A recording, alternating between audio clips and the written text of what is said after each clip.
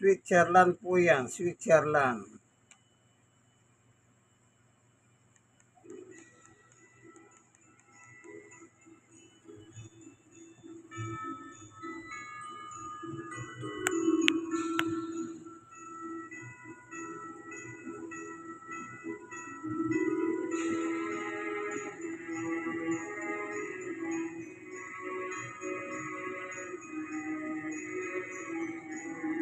Spirit of Christmas sa Switzerland.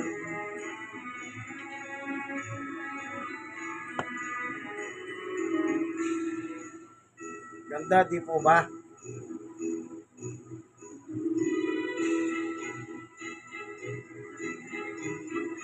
Ini-video ko lang po yan sa YouTube. Para makita natin, may post ko po. Para naman makapanood po kayo ng video na Switzerland. Tungkol po sa kanilang Christmas. Ito po, about Christmas in Switzerland.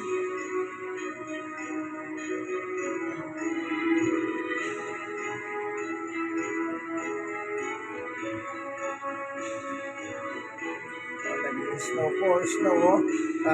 Ganda.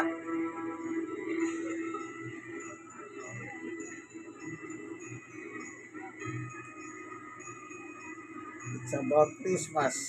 Ganda.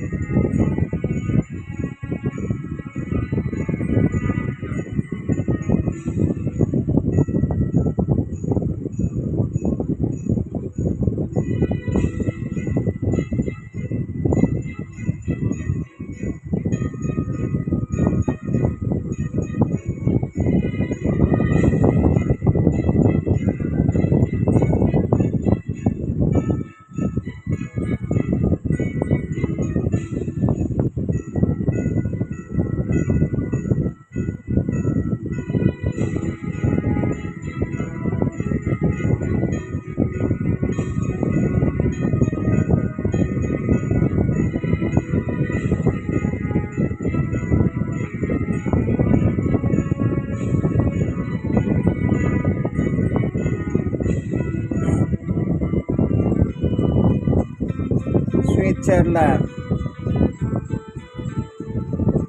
Oh, naging snow. Ganda. Lamig.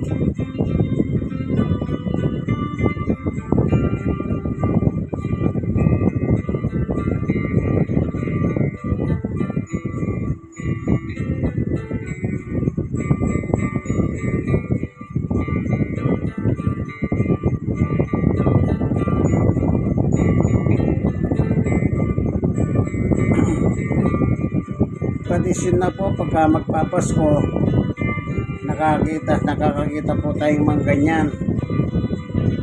Pero ang totoong diwa ng Pasko ay si Jesus. Si Jesus po ang diwa ng Pasko, kasi siya po talaga ang pinaka-karakter ng Pasko, ang ating Panginoong Yesus. Ang mga yan po ay mga tradisyonal na mga palamuti. Hindi ko rin po malaman kung saan nagmula yung mga ganyang klaseng tradisyon, na iba't ibang dekorasyon. Hindi lang naman sa Switzerland, maging dito sa atin sa bansa natin Pilipinas, may mga ganyan po, tandaan nyo po yan. Yan ay mga tradisyon lang po yan, yung nakikita ninyo yan, pero nakapagbibigay naman ng aliw yan. Tandaan nyo po, ang diwa ng Pasko ay walang iba kung hindi ang ating Panginoong Jesucristo. Kagaya ng ang nakatala po sa Biblia, yung nakatala sa Biblia, kung titingnan natin, mayroong specific doon, na kung mapapasin nyo po sa mga ganyan, snow, ang mga tao ay masaya. Talagang nakapagpapabigay ng kahaliwan po sa mga tao. Pero hindi po yan ang diwa ng Pasko.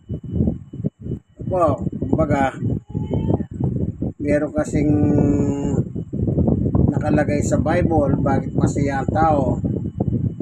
Apo, o yan, cappuccino, sabi nyo, yung cappuccino kape, pero dito pala, alaman niya na yung cappuccino niya, ayun o, cappuccino. Yan. Ayun, cappuccino. Yellow, snow. Apo, snow. Kaya, sige po, magbabasa tayo ng Biblia, no?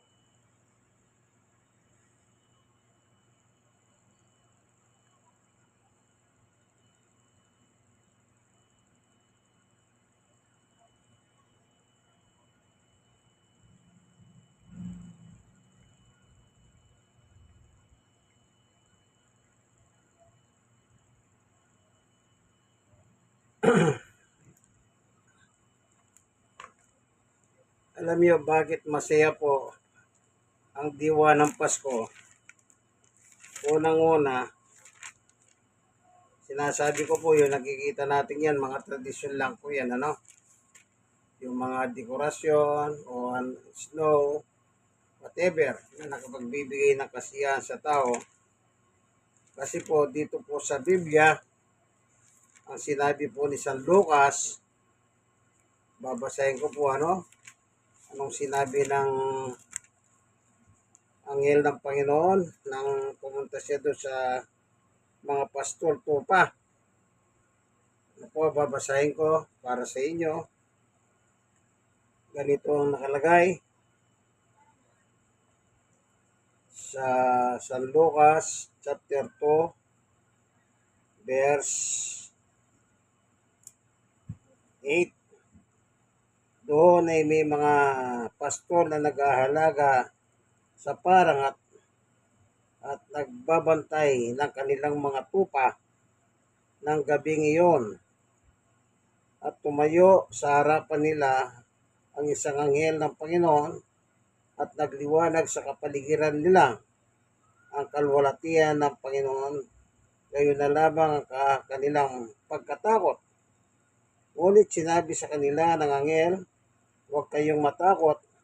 Ako may dalang magandang balita para sa inyo na magdudulot ng malaking kagalakan sa lahat ng tao. Yan. Kagalakan, kaya pag Pasko po, makikita po natin ang sari-saring mga dekorasyon, masasayang mga tao, para bang kahit anong bigat ng problema, ang pagka tumutungtong na po yung Disyembre, makikita nyo po ang mga tao, napakasaya po nila, no? Napakasaya nila. Kaya magdadala ng malaking kagalakan ang sabi ng anghel, no? Sa mga pastol tupa nang magpakita sa kanila at biglang nagliwanag sa kanilang kapaligiran. Siyempre, di pangkaraniwan yung pang nangyari sa kanila. Magkaroon ba naman liwanag sa hating gabi, nagpapastol ang mga tupa, magugulat yan. Kaya inunahan na sila ng anghel kung ano sinabi ng anghel, huwag kayong matakot. Pero totoo yan, takot na po yung mga pastol tupa dito. Kanya lang, na sinabi ng anghel ng Panginoon, huwag kayong matakot, medyo pangkalma, kumalma naman sila. Na anong sinabi ng anghel, huwag kayong matakot. Ako may dalang magandang balita para sa inyo na magdudulot ng malaking kagalakan sa lahat ng tao. Yan po ang isa sa mga diwa ng Pasko, yung kagalakan. Yung kagalakan, sino po bang hindi nagagalak? Marami po nagagalak. Kasi po, Disyembre, siyempre pag Disyembre, bigay ng Christmas bonus, 13th month pay, meron pang 14th month pay, meron pang mga regalo, sari-saring regalo, iba-ibang itsura, meron pang Christmas party, meron pang exchange gift. At halos makita mo sa buong Disyembre, pagtungtong ng Disyembre, masaya na po yung tao. Yung iba nga, sa ibang, halimbawa, October pa lang, o November, meron na po tumatanggap ng mga bonus, kagaya sa mga ibang ahensya ng gobyerno, o sa mga private sector, kaya na November pa, nagbibigay na ng bonus. Yung iba, June pa lang, nagbibigay na yung midterm, yung kalahati ng bonus. Ano po? Nagsisimula na yung Pasko, yung midterm, ika nga, na nakukuha na nila yung kanilang bonus. Yan pagdating pa ng December, yung kalahati naman. Iba-iba ang dulot ng kaligayahan ng Pasko. Ano po? Meron dyan naman na mga bagong damit, mga bagong gamit ba? Yan, may mga bagong gamit. Talagang masayang masaya po ang tao. Kaya tama po sinabi ng anghel na magdudulot ng malaking kagalakan sa lahat ng mga tao. Kaya pa during Christmas, sa buong mundo, ilan na lang bansa ngayon ang hindi nagdiriwang ng Pasko. Alos sa 99% ng buong universe ay nagdiriwang na po sila ng mga kapaskuhan nila. At yan hindi na po natin may tatatwa sa inyo po panonood ng television, sa YouTube, social media. Subukin nyo pong magbukas, makikita nyo lahat, especially sa YouTube yung bawat bansa, may mga bawat bansa nagdiriwang po sila ng kanilang mga Christmas. Kung minsan yung iba hindi nagdiriwang, pero may mga nagdiriwang. Ibig sabihin, talagang laganap na po ang pagdiriwang. Bagamat, sabi nga ng iba, yan daw ay pagano, nakuha sa mga pagano, pagan. Alam niyo po yung pagan, yung mga pagano, hindi po sila mga Kristiyano. Hindi sila bautismado.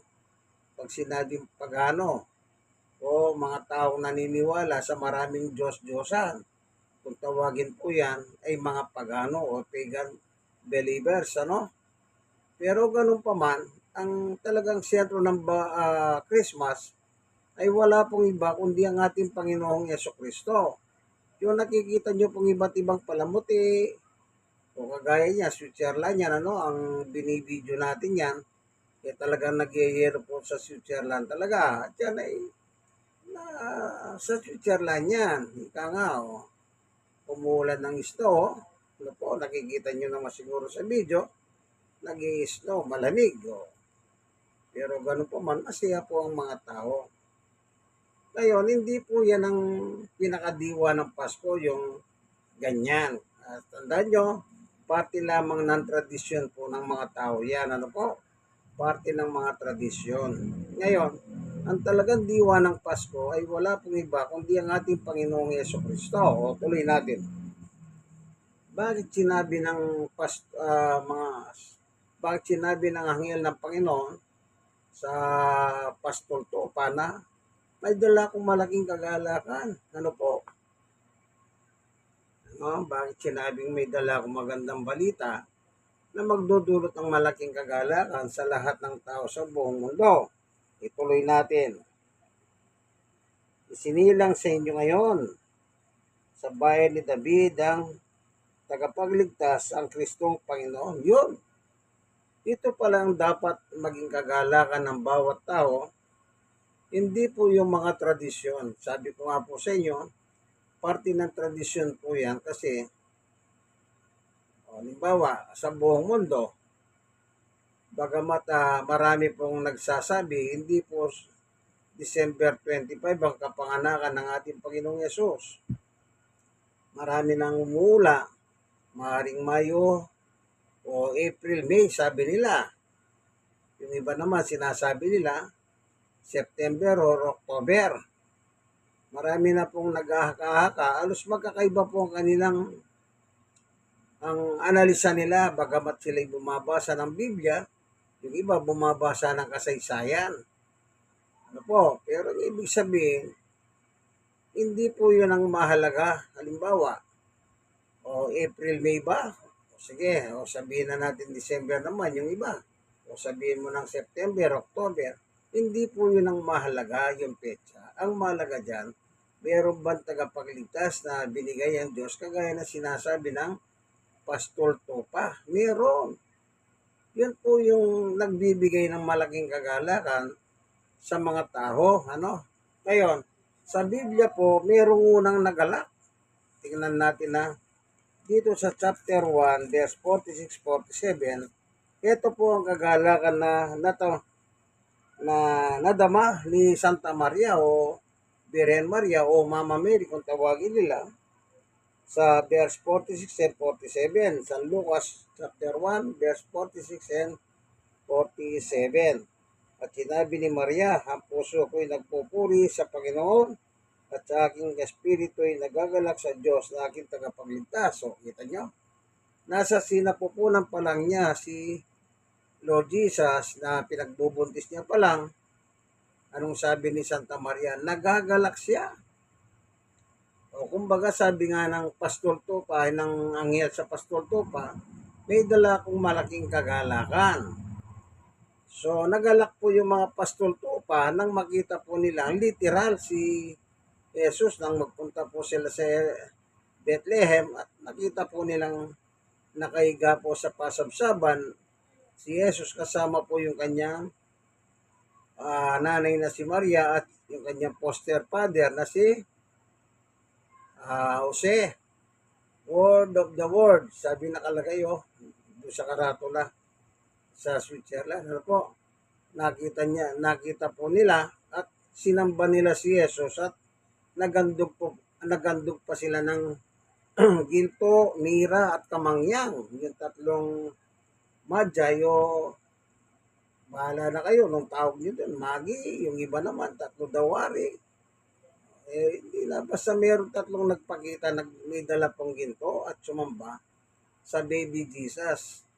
Abang nandun po sa sabsaban at nakahiga sa lilibangan.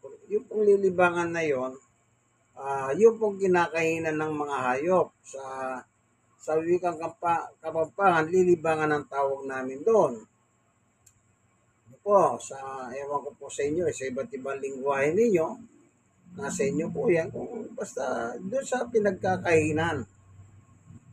Di po ba, nakakita na ba kayo mga piggery? Di ba, piggery po malawak po yung kulungan ng mga baboy, pero meron doon isang kainan kung saan doon nilalagay yung mga pagkain ng baboy. Yun.